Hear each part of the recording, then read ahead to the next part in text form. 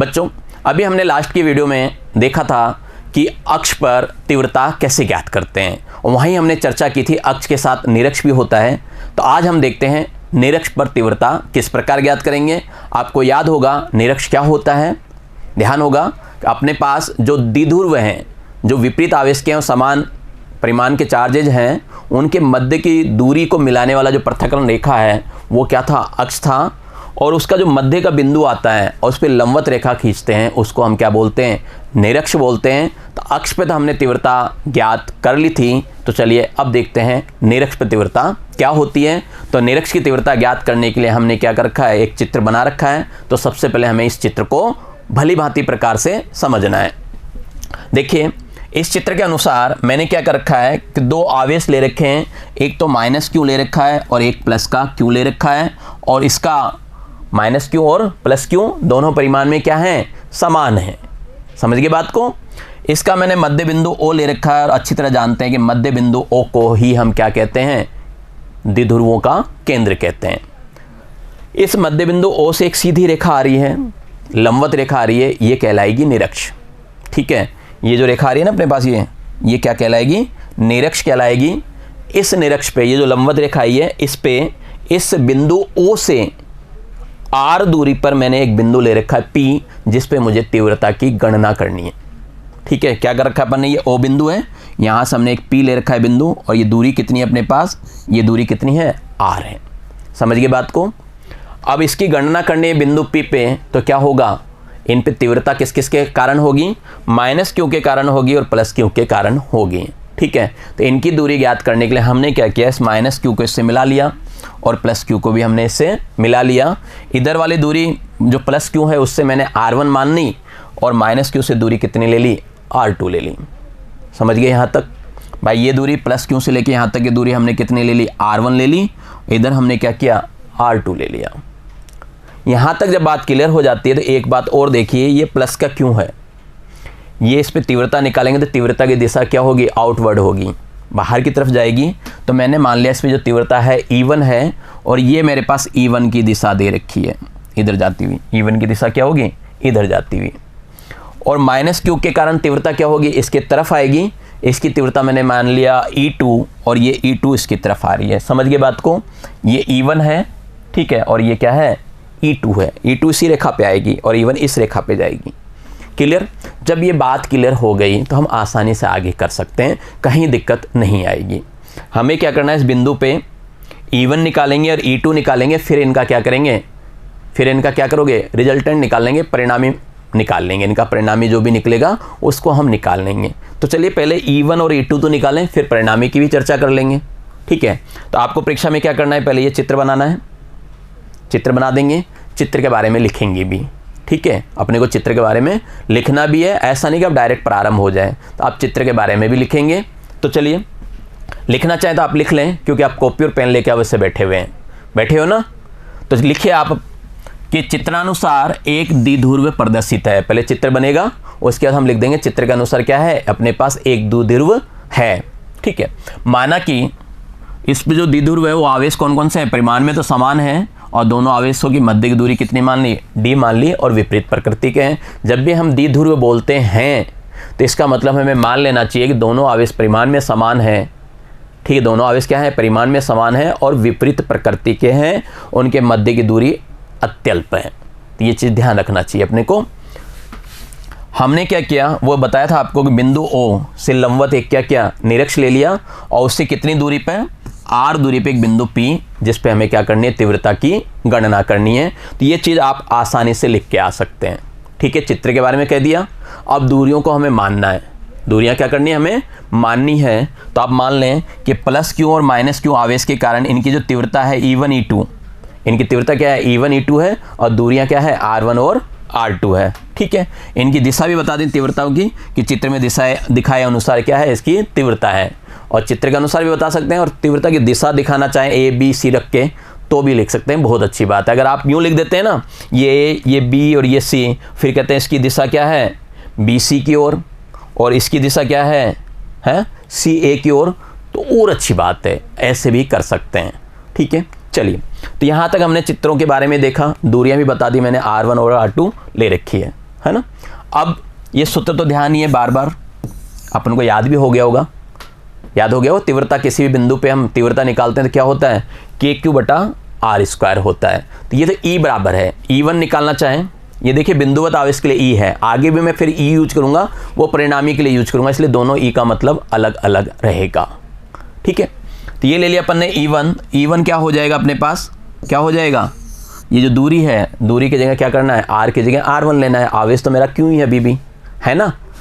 तो E1 हो गया KQ बटा R1 का स्क्वायर। आपके दिमाग में जरूर आ रहा होगा कि प्लस का क्यों लिखे या माइनस का क्यों लिखे, ये परिमाण तो समान है, प्लस और माइनस तो केवल दिशा बताती है, तो आप दिशा बोल सकते हैं कि दिशा ये है, इसलिए दोनों पे मैं क्या करूँगा, प्लस का क्यों ही लेूंगा, क्योंकि परिमाण की बात कर रहा हूँ। यहाँ पे क्या कर रहे हैं अपन, परिमाण की बात कर रहे हैं, और दोनों का जो परिमाण है वो क्या है, बराबर है। तो समझ गए इस बात को। तो मैंने ये ले लिया, E1 बराबर आ गया मेरे पास KQ बटा R1 का स्क्वायर। आप इस चीज़ को बता देंगे कि Q और R1 क्या चीज़ है, ठीक है, Q और R1 क्या चीज़ है ये बता देंगे। अब मुझे क्या करनी है, R1 की गणना करनी है कि R1 क्या होगा। अपने को क्या करनी है, R1 की गणना करनी है। तो वहाँ देखिए R1 की जो गणना कर रहे थे चित्र में, ये देखिए ये R1 है, ये क्या है, R1 है, ये क्या है, लंबवत है ना। तो कौन सा प्रमेय लगा सकता हूँ, पाइथागोरस प्रमेय लगा सकता हूँ। मैं यहाँ क्या कर सकता हूँ, पाइथागोरस प्रमेय लगा सकता हूँ। तो चलिए पाइथागोरस प्रमेय लगा देते हैं। तो यहाँ पे पाइथागोरस प्रमेय तो पता ही होगा, कर्ण का स्क्वायर बराबर होता है आधार का स्क्वायर, आधार का स्क्वायर प्लस लंब का स्क्वायर, जिसे लंबाई का स्क्वायर भी कहा जा सकता है। तो ये हम सूत्र लगा देते हैं, ठीक है। अब ये D कहाँ से आ गया, ये D कहाँ से आया, तो वहाँ पे जो दोनों आवेश है ना आपके पास द्विध्रुव वाला, उसकी बीच की दूरी कितनी है, D है, उसकी बीच की दूरी कितनी है, D है। तो ये D क्या होगा, इधर तो आधा हो जाएगा और उधर भी क्या होगा, आधा आधा हो जाएगा ना। O क्या है, मध्य बिंदु है, इस वजह से ये तो क्या हो गया D/2, और ये भी अपना क्या हो गया, D/2 हो गया। समझ गए बात को। अब इसमें लगा सकते हो, अगर आपको कर्ण का पता करना है तो 90 डिग्री के बिल्कुल सामने जो जाता है वो कर्ण होता है, सबसे बड़ा होता है, ठीक है। कर्ण हमेशा क्या होता है, बड़ा होता है। तो अब मैं आसानी से लगा सकता हूँ, एक आधार आ गया, एक लंब हो गया और एक कर्ण हो गया। तो चलिए अब तो सूत्र में रख सकते हैं आप, ठीक है, रख दिया हमने सूत्र में। जब हमने इसको सूत्र में रखा, यहाँ पे आधार स्क्वायर प्लस लंब स्क्वायर, तो मान रखिए, ये मान रख दिया R square plus D square बटे 4। ये कहाँ से आया, ये कहाँ से आया बताइए। देखिए अपने पास कर्ण था R1, चित्र दिखा दूँ, यहाँ पे दिख जाएगा आपको, इस तरह का चित्र था वहाँ पे।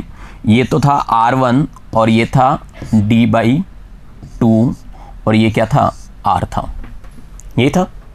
मुझे कर्ण का मान चाहिए, तो कर्ण का मान हो गया R1 बराबर अंडर इन दोनों का स्क्वायर। तो इसका स्क्वायर करूँगा तो R स्क्वायर है ही, और उसका करूँगा तो ये होगा D/2 का होल स्क्वायर। ये क्या होगा अपने पास, D/2 का होल स्क्वायर। अब D/2 का होल स्क्वायर करोगे तो D का स्क्वायर तो D स्क्वायर, और 2 का स्क्वायर कितना हो गया, 4। समझ गए कैसे आया, इस वजह से आया ये D स्क्वायर बटे 4। आ गई बात समझ में। तो जब बात समझ में आ गई तो मेरे पास R1 का मान आ गया, और सूत्र में क्या है, यहाँ जो सूत्र लिखता हूँ R1 स्क्वायर है, इसलिए अंडर रूट से भी क्या होगा, अपने को छुटकारा मिल जाएगा। तो ये मान रख देंगे, और ये मान रखने पे अपने पास E1 का मान आ जाएगा KQ बटे में R square plus D square बटे 4। इसको एक समीकरण दे दीजिए, क्योंकि आपके पास E1 का मान आ गया। कौन सा समीकरण देंगे हम, समीकरण नंबर 1 दे देंगे, ठीक है। ये समीकरण 1 हो गया। जिस तरह आपने E1 निकाला, सेम वो का वो प्रोसेस लगा के आप E2 निकाल लीजिए। यहाँ पे भी आपका क्या होगा, R1 का जो मान प्राप्त हुआ है वही R2 का मान प्राप्त होगा, ठीक है। जब R1 R2 वही है, आवेश भी वही है, सीधी सी बात है E का मान भी क्या होगा, सेम निकलेगा, है ना। तो E2 लिख लेंगे, सूत्र लिख दिया अपन ने, और इसका मान निकाल लेंगे। जब इसका मान निकालोगे तो इसका मान भी सेम वही चीज़ आ जाएगी, ठीक है। दोनों क्या होंगे, बराबर होंगे। तो इसका मतलब हम कह सकते हैं कि दोनों क्या हैं, परिमाण में बराबर हैं, दिशा बराबर नहीं है, दोनों क्या हैं, परिमाण में क्या हैं, बराबर है। अब दोनों जब परिमाण में बराबर आ गए तो यहाँ पे बात होती है, अब क्या करोगे आप, हम क्या करेंगे, परिणामी क्षेत्र की तीव्रता निकालें, परिणामी तीव्रता निकालें। अब परिणामी तीव्रता कैसे ज्ञात करोगे, तो आपके पास 2 तरीके हैं। सदिश योग करना होता है, हमें क्या होता है, सदिश योग करना होता है। सदिश योग के लिए हम घटक का प्रयोग कर सकते हैं, ठीक है। यहाँ पे हम क्या कर सकते हैं, घटकों का प्रयोग कर सकते हैं, और एक समांतर चतुर्भुज सदिश योग नियम भी है, उससे भी कर सकते हैं। तो मैं आपको दोनों से बताऊंगा, मैं क्या करूँगा, आपको दोनों तरीके से बताऊँगा। तो देखते हैं, थोड़ा सा पेशेंस रखो। एक बार मैं घटक वाले मेथड से बता रहा हूँ और फिर मैं क्या करूँगा, समांतर चतुर्भुज सदिश योग नियम से भी समझा दूंगा। चलिए अपन घटक वाले से बात करते हैं। तो बच्चों ये तो क्लियर हो गई कि इसके कारण क्या है, ये आवेश, इसके प्लस क्यू के कारण तीव्रता ये E1 है जो कि इधर की ओर जा रही है और ये E2 है इधर की ओर आ रही है, राइट। यहाँ तक कोई दिक्कत नहीं है अपने को। अब देखो इनके घटकों की बात करें। घटक क्या होते हैं, दो प्रकार के होते हैं, एक अनुदिश होता है और एक लंबवत होता है। जिससे आप अनुदिश को क्या कह सकते हैं, अनुदिश जो है एक तो ऊर्ध्वाधर, ठीक है, और क्षैतिज। तो अनुदिश जो होगा वो क्षैतिज हो जाएगा, ऊर्ध्वाधर लंबवत ये कह सकते हैं। तो यहाँ पे मैं एक एक का घटक निकालता हूँ। तो सबसे पहले मुझे क्या करना है, E1 जो ये अपने पास E1 है ना, इसका घटक मालूम करना है। तो इसके दो घटक आएंगे यहाँ पे, देखिए एक तो ये घटक होगा, ये तो क्या हो गया, लंबवत हो जाएगा। ये घटक क्या होगा, लंबवत घटक होगा और लंबवत घटक का मान आएगा E1 sin थीटा, ठीक है, ऊपर की ओर।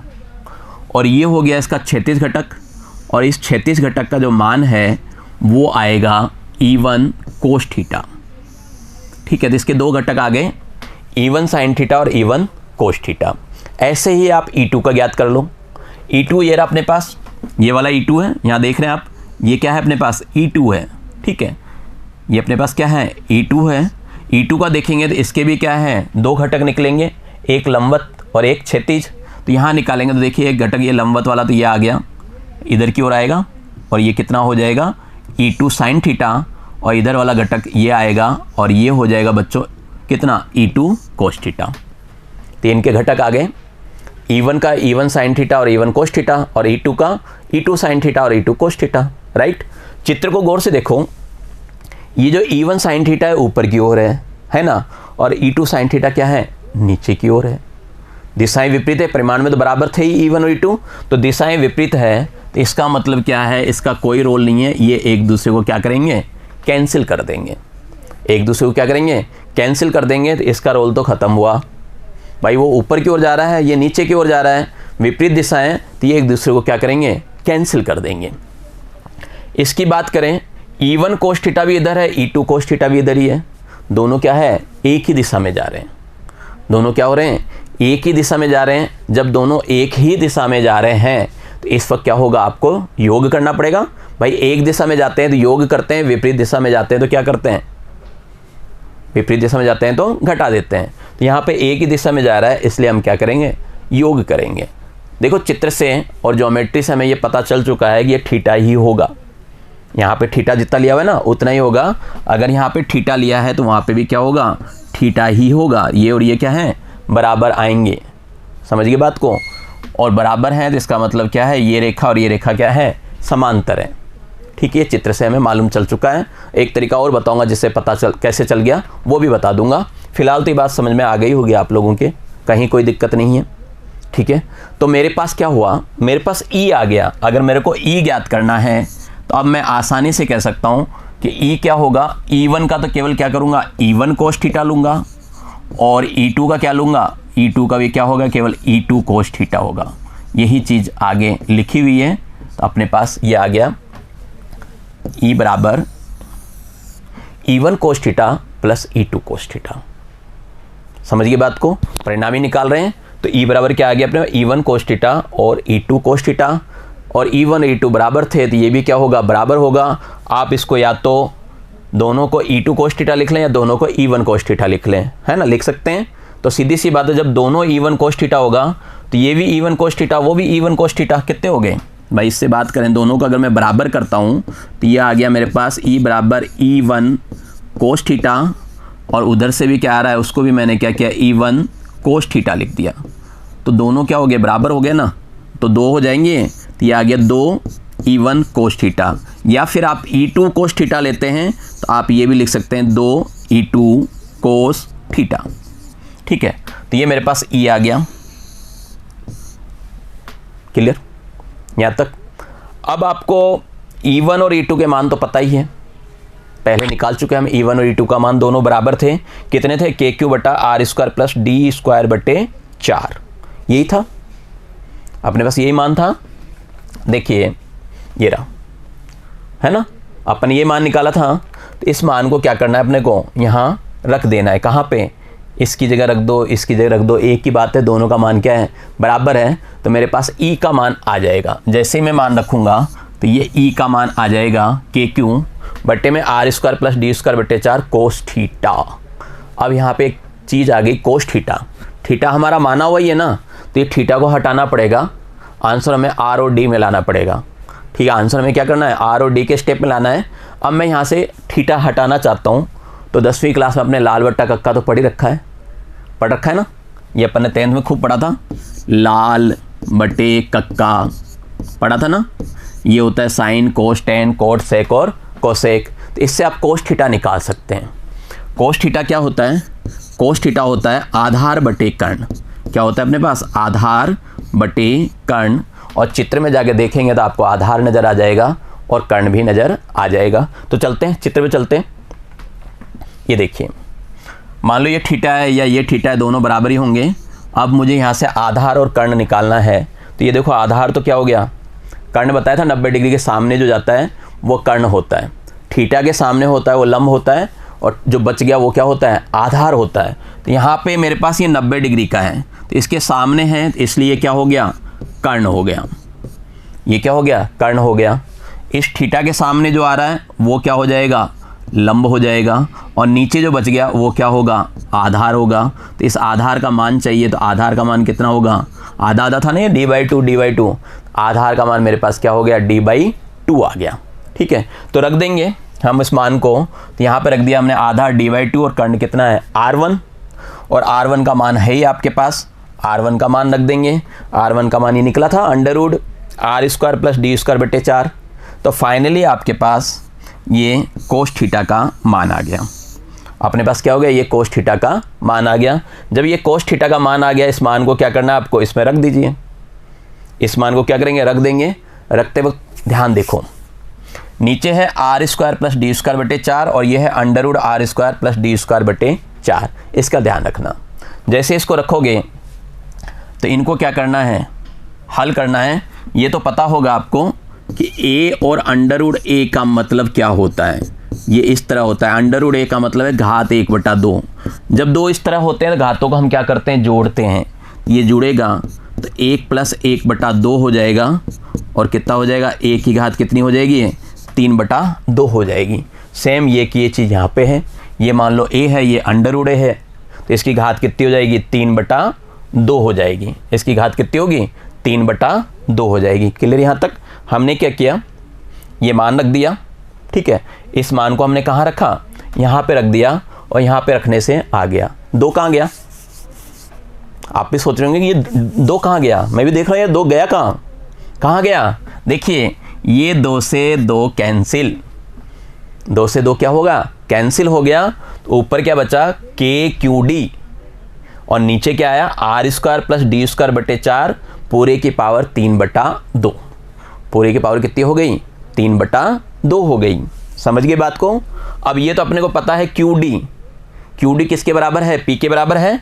अपन ये अच्छी तरह जानते हैं कि P क्या होता है, QD के बराबर होता है, द्विध्रुव का आघूर्ण। तो हम क्या करें, QD की जगह हमने क्या किया, P रख दिया। ये फॉर्मूला आपके पास बन के आ गया। अब यहाँ पे वही गणित लगानी है अपने को, कौन सी, जैसे अक्ष की तीव्रता ज्ञात कर रहे थे ना, तो वहाँ पे आपने क्या कहा था कि ये जो D का मान है बहुत ही छोटा है, R की तुलना में बहुत छोटा है। जब d² बटे 4 करूँगा तो और छोटा हो जाएगा, है ना। तो लगभग उस मान को हम क्या कर सकते हैं, 0 कर सकते हैं। ये मान क्या हो जाएगा, 0 हो जाएगा। तो ये मान 0 हो जाएगा, तो ये बचेगा आपके पास r² की पावर 3/2 बचेगा। ठीक है, अब देखिए r² की पावर 3/2 को कहाँ ले गए, यहाँ एक स्टेप और लिख देता हूँ आपके लिए। KP बटा अपने पास E यूँ आएगा, E आएगा KP बटा नीचे क्या था, r², और इसकी पावर कितनी, 3/2। ये ध्यान देना, r² पावर कितनी थी, 3/2 थी ना। इस D को तो अपन ने क्या किया, इसको ख़त्म कर दिया, 0 कर दिया। तो अब r² की पावर 3/2 है, पावर में गुणा होती है।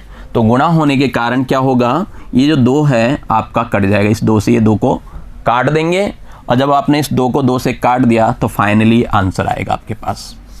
ये अपने पास आएगा E बराबर KP बटा R³ बोल सकते हो, और P को हटा के बोलना चाहें तो KQD बटा R³ भी कह सकते हैं। तो ये आपके पास परिणामीय तीव्रता आ चुकी है। ठीक है। अब मैं इसको क्या चाहता हूँ, सदिश रूप में लिखना चाहता हूँ, तो सदिश रूप में मैं लिख सकता हूँ।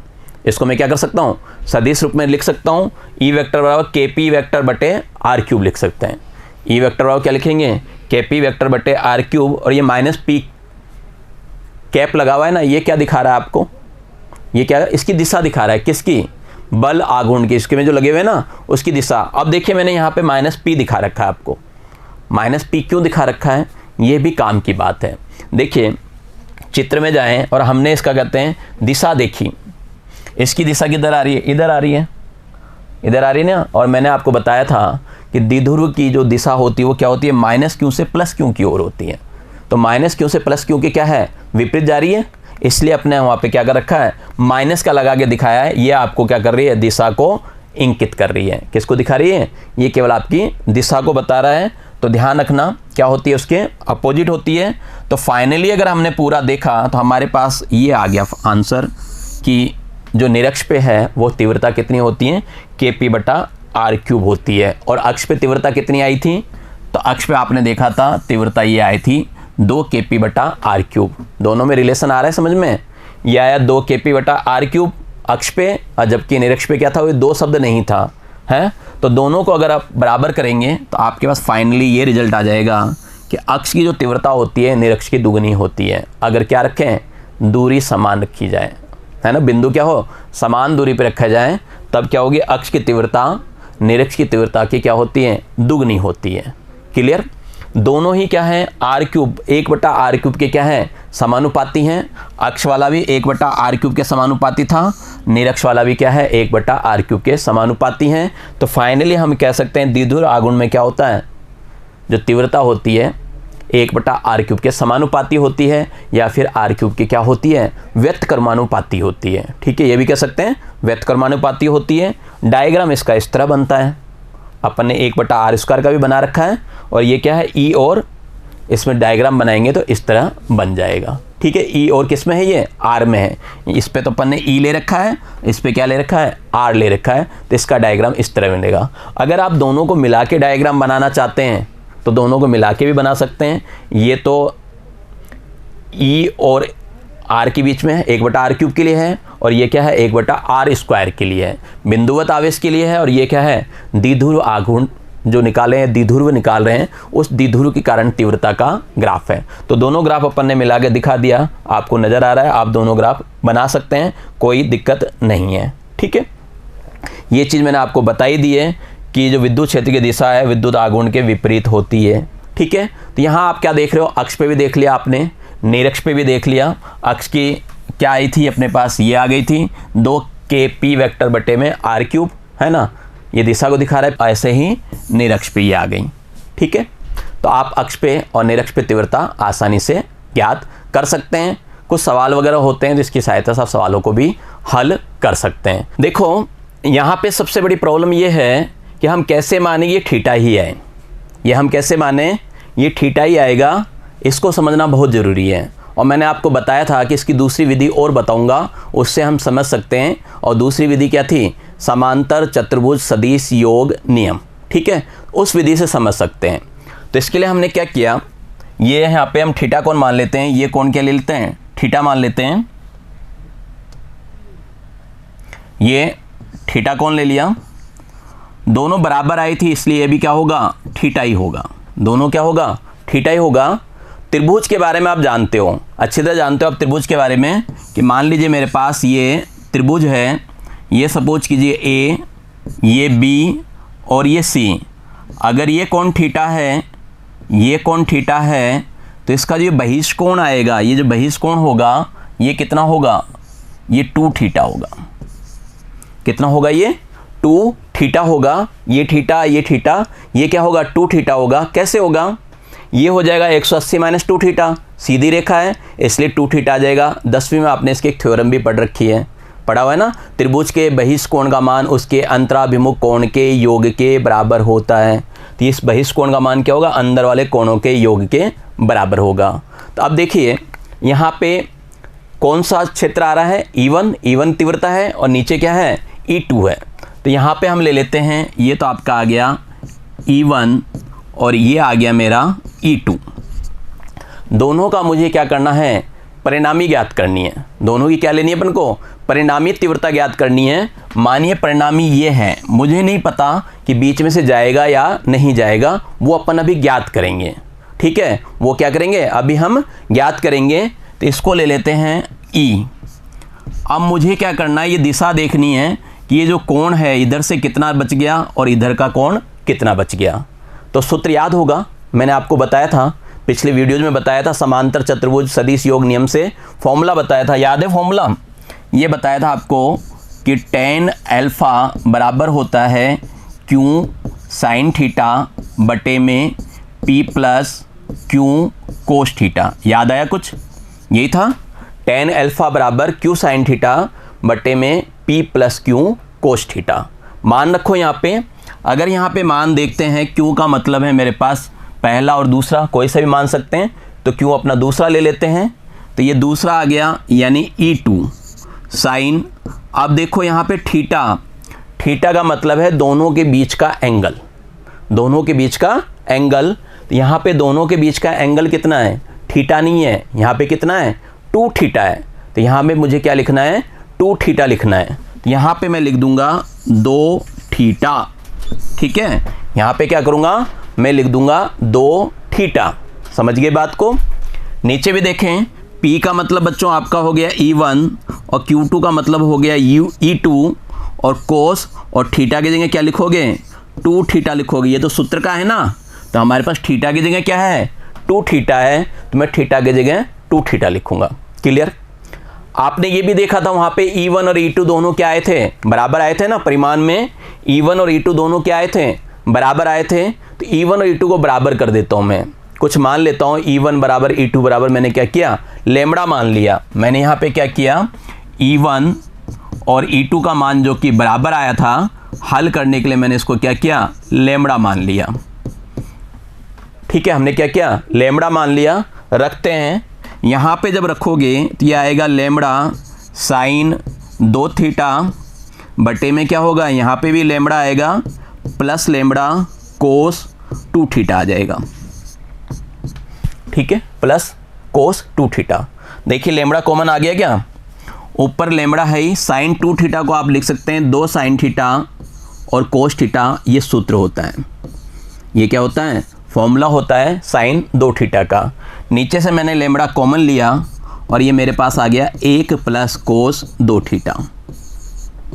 लेमड़ा कॉमन ले लिया और ये आ गया मेरे पास 1 प्लस कोस 2 थीटा। लेमड़ा से लेमड़ा मेरा कट गया, मेरा क्या हुआ, लेमड़ा से लेमड़ा कट गया। जब लेमड़ा से लेमड़ा कट गया तो फाइनली जो बचा मेरे पास, क्या बचा, 2 साइन थीटा, साइन 2 थीटा था ना वो, तो इसको लिखा था अपन ने 2 साइन थीटा कोस थीटा, और नीचे मेरे पास बचा था 1 plus cos 2 theta, 1 plus cos 2 theta. और इसका भी सूत्र होता है 2 कोस स्क्वायर थीटा होता है, वो जो लिखा हुआ है ना अपने पास, ये 1 प्लस कोस 2 थीटा, ये किसके बराबर होता है, 2 कोस स्क्वायर थीटा के बराबर होता है। ठीक है, अब देखिए कट रहा है क्या, तो आप कहोगे हाँ सर ये 2 से 2 कट गया और 1 कोस से 1 कोस कट गया। तो फाइनली जो एंगल निकालना चाहते हैं tan अल्फा, तो tan अल्फा जो हमारे पास आ रहा है वो क्या आ रहा है, साइन थीटा बटे कोस थीटा आ रहा है। क्या आ रहा है अपने पास, साइन थीटा बटे में कोस थीटा आ रहा है। और साइन थीटा बटे कोस थीटा तो आपको पता ही है कितना होता है, tan थीटा ही होता है। तो ये देखिए आपके पास यहाँ पे अपने पास tan अल्फा बराबर tan थीटा आ रहा है। इसका मतलब क्या आ गया, अल्फा का मान कितना आ गया, थीटा आ गया। अल्फा का मान क्या आ गया, थीटा आ गया। इसका मतलब जो परिणामी सदिश है वो पहले वाले सदिश से कितने कोण पे है, थीटा कोण पे है। कितने कोण पे है, थीटा कोण पे है। तो इसलिए अपन क्या कह सकते हैं, ऊपर थीटा है, नीचे भी क्या है, थीटा है। ये बात क्लियर हो गई। अब तो भाई ऊपर वाला हिस्सा ये वाला भी कितना है, थीटा ही है, और नीचे वाला हिस्सा भी क्या है, थीटा का है, बिल्कुल मध्य में कटता है। ये पूरा ना भी करो तो एक बात याद रखो कि अगर 2 सदिश परिमाण में समान है तो उनका जो परिणामी सदिश आएगा वो उनके कोणों के अर्धक से गुजरेगा। ये ध्यान रखना, कोणों को आधा आधा करेगा। अगर ये रिजल्ट याद नहीं रहता, ये करना आपको बहुत कठिन लगता है, तो डायरेक्ट भी याद रख सकते हैं कि पूरा कोण कितने का था, 2 थीटा का था, तो ऊपर थीटा नीचे भी थीटा होगा। कब, जब दोनों क्या हों, बराबर हों। परिमाण में क्या होने चाहिए, बराबर होने चाहिए। 120 वाले में देखा था ना आपने, 60 डिग्री आया था, किया था ना अपन एक ने, और 60 डिग्री वाले में क्या आया था, 30 डिग्री आया था। तो ये बात तो आपकी क्लियर हो गई, इसलिए थीटा थीटा था। ठीक है, तो वहाँ आपको जरूर सोचने में पड़ रहे होंगे कि सर ने ये थीटा क्यों ले रखा है, या हम कैसे माने कि बराबर थीटा पर ही आएगा। एक बात तो क्लियर। दूसरी बात, मैंने कहा था घटकों से अगर पीछा छुड़ाना चाहते हैं हम, कि घटक नहीं लेना चाहते, बिना घटक के भी काम हो सकता है क्या, तो बिना घटक के भी काम हो सकता है। आपको परिणामी के लिए, परिणामी सदिश ज्ञात करने के लिए एक सूत्र और बताया था, ध्यान है आपको, एक सूत्र और बताया था मैंने। क्या बताया था आपको? बताया था कि आर स्क्वायर बराबर ये था P square plus Q square plus 2pq cos theta. यही था, दो सदिश थे हमारे पास, ये एक तो क्या था, ये p था, ये q था, और इनके बीच क्या था, थीटा कोण था। तो अपन ने r ज्ञात करने का ये तरीका बताया था आपको कि r इस तरह ज्ञात कर सकते हो, आर स्क्वायर बराबर P square plus Q square plus 2pq cos theta से। अब रखिए यहाँ पे मान रख दीजिए, r की जगह आपका क्या है, आप e निकालना चाहते हैं, तो ये e स्क्वायर हो गया। ठीक है, अपने पास क्या हो गया, e स्क्वायर, यहाँ पे p स्क्वायर है, तो p स्क्वायर की जगह क्या हो जाएगा, e1 स्क्वायर हो जाएगा, q स्क्वायर की जगह क्या हो जाएगा, e2 स्क्वायर हो जाएगा। फिर आप रख देंगे p का मान e1, q का मान e2, कोस। अब यहाँ ध्यान देना, थीटा की जगह क्या लोगे, राइट, 2 थीटा लेंगे। कोण कितना है हमारे पास, 2 थीटा का है हमारे पास। एंगल कितना है, 2 थीटा है। यहाँ पे कितने का एंगल था, 2 थीटा का एंगल था। ठीक है, दिखाएं आपको, ये कितने का एंगल है, 2 थीटा का है ना, तो यहाँ पे हम क्या लेंगे, 2 थीटा लेंगे। समझ गए बात को? तो वहाँ पे आपको क्या करना है, 2 थीटा रखना है, तो हम 2 थीटा रख देते हैं। तो यहाँ पे आ जाएगा कोस 2 थीटा। क्लियर? वही बात, E1 और E2 क्या हैं, बराबर हैं, और मैंने क्या मान रखा है, लेमड़ा मान रखा है थोड़ी देर के लिए, है ना, लेमड़ा मान रखा है। तो आप इसको लेमड़ा मान सकते हो या E2 को भी E1 मान सकते हो, आपकी मर्जी है। चलिए मैं E1 ही मान लेता हूँ, तो ये भी E1 है और ये भी क्या है, E1 है, क्योंकि मेरा E1 और E2 दोनों क्या थे, बराबर थे। तो मैंने यहाँ पे क्या किया, जहाँ पे E2 है वहाँ पे E1 लिख दिया। ठीक है, ये अपने पास कोस 2 थीटा। अब देखिए इसको थोड़ा सा सरल कर लो, बिल्कुल आसान है सरल करना। E1 स्क्वायर कितना हो गया, आप कहेंगे 2E1 स्क्वायर हो गया, है ना। E1 स्क्वायर और E1 स्क्वायर कितना हो गया, 2E1 स्क्वायर। 2E1 और E1 इसको गुणा करेंगे तो ये भी कितना हो जाएगा आपके पास, 2E1 स्क्वायर हो जाएगा, और ये आ जाएगा कोस 2 थीटा। राइट, अब देखिए कॉमन लीजिए, इसमें हमें क्या करना है, कॉमन लेना है। कॉमन लीजिए, देखिए कॉमन लेने के बाद क्या मिलता है आपको। आप कहेंगे कि इसमें क्या कॉमन आ रहा है, तो हमारे पास एक तो 2 कॉमन आ रहा है और E1 स्क्वायर कॉमन आ रहा है। राइट, 2 कॉमन आ रहा है और E1 स्क्वायर कॉमन आ रहा है। यहाँ पे तो बच जाएगा 1 और यहाँ पे बच जाएगा मेरे पास कोस 2 थीटा। ठीक है, यहाँ पे तो बच गया 1 और ये बच गया मेरे पास कोस 2 थीटा, और 1 प्लस कोस 2 थीटा का अभी सूत्र बताया था आपको, अपन ने अभी देखा था क्या आया था, अगर ध्यान हो तो अभी अपने 1 प्लस कोस 2 थीटा का सूत्र यूज किया था। क्या बताया था आपको, 2 कोस स्क्वायर थीटा हो जाएगा। कितना हो जाएगा ये, 2 कोस स्क्वायर थीटा। अब 2 और 2 गुणा कर लो, 2 और 2 गुणा कर लो, या फिर 2 और 2 क्या गुणा करेंगे, कितना होगा, 4 होगा ना। तो 4 को मैं फाइनली क्या लिख सकता हूँ, यहाँ पे हम इसको यूँ लिख सकते हैं, 2 का स्क्वायर, है ना, इसको E1 स्क्वायर और कोस स्क्वायर थीटा लिख सकते हैं। भाई 2 का स्क्वायर हो गया, E1 square cos square theta लिख सकते हैं। बस आपके पास दोनों तरफ से अगर वर्ग हटाते हो तो E का मान आ गया अपने पास 2 का स्क्वायर हटा दिया 2, फिर आ गया अपने पास E1 और कोस थीटा। देखो आप वहाँ जाके वीडियो को थोड़ा सा बैक में लेके जाओगे तो वहाँ पे भी E यही आया था, वहाँ पे भी क्या था अपने पास, ये आया था 2E1 कोस थीटा।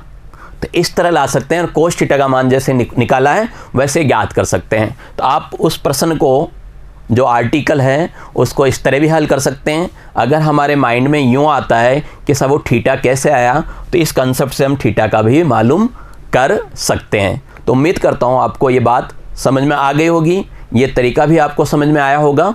ठीक है, तो आज की कक्षा में बच्चों इतना ही, मिलते हैं आगे पढ़ने के लिए अगली कक्षा में। तब तक के लिए नमस्कार, धन्यवाद, आपका दिन मंगलमय रहे।